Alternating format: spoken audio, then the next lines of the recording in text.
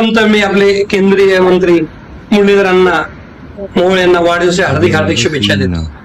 कारण मुरलीधर अण्णांचं कार्य मी लहानपणीपासून पाहत आलो आहे की समाजासाठी वाहून घेणारे एक नेतृत्व आहेत.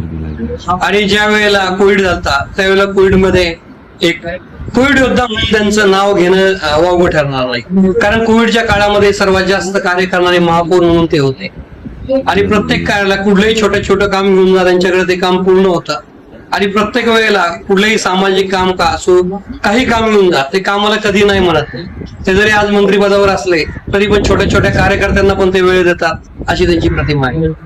आणि मुरलीधर अण्णांचं प्रत्येक वर्षी सगळ्यात जास्त जे भर असतो तो रक्तदान शिबिरावरती असतो. आता त्यांना पुण्याचा त्यांनी पूर्णपणे अभ्यास केला पाहिजे. आणि त्यामुळे त्यांना माहिती आहे की पुण्यामध्ये काय महाराष्ट्रामध्ये काय रक्ताचा तुटवडा किती आहे. आणि हा रक्ताचा तुटवडा फक्त एक रक्त भरून काढू शकतो. त्याला कुठलाही कृत्रिम पर्याय नसल्यामुळे त्यांनी रक्तदानावरती कायम ते म्हणतात भर देतात की जास्तीत जास्त रक्तदात्यांनी रक्तदान करावं म्हणून त्यांचा पण तो संकल्प असतो.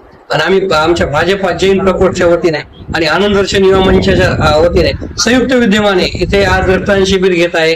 आणि ते रक्तदान शिबिर आतापर्यंत जवळपास नाही म्हटलं तरी आमचं 100-110 झालंय 11 वाजेपर्यंत. आमचं एक 300 टार्गेट आहे. 300 टार्गेट आम्ही पूर्ण करूनच रक्तदान शिबिर